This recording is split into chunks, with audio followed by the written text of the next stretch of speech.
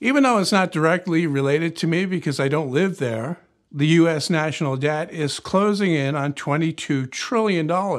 And I thought it might be interesting to try to make a visual representation of just how much money that is.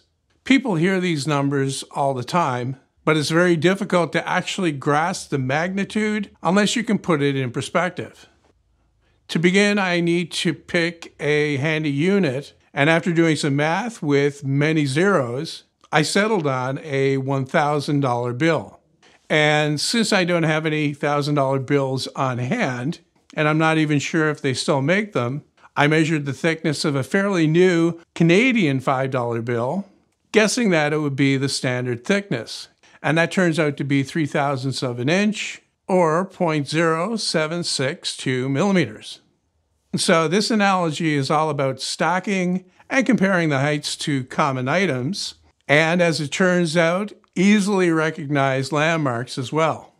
The first stack is 1,000, and as you can see, it's just 3 inches tall, or about the diameter of a baseball. This is what $1 million looks like in $1,000 bills. The next jump up is 10 times that, or $10 million. This is 30 inches tall, or about the same height as your kitchen or dining room table. 10 times that again is 100 million, and the height is climbed to 25 feet, which is roughly how tall the average two-story house is, up to the peak of the roof. Time to make a change in the first letter of the word from M to B, and this is what $1 billion looks like. 250 feet tall, which is roughly equivalent to a 10-story building.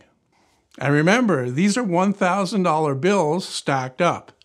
For 10 billion, I need to change the scale, and here I've put it beside a rough drawing of the Burj Khalifa, which is the tallest building in the world at this time. It's just a bit shorter at 2,500 feet, or 762 meters. A 10 times jump again, and our Tower of Bucks is now nearly as tall as the highest mountain in the world, Mount Everest.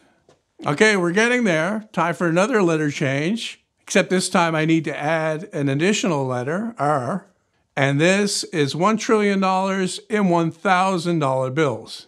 The top is 47 miles above the surface of the Earth, and commercial jetliners flying at cruising altitude will only reach the bottom 20% of the stack. It's through the thickest part of the atmosphere, and it's higher than any weather balloon has ever flown. Once again, I need to change the scale to put in something relatable to give you an idea of what $22 trillion looks like.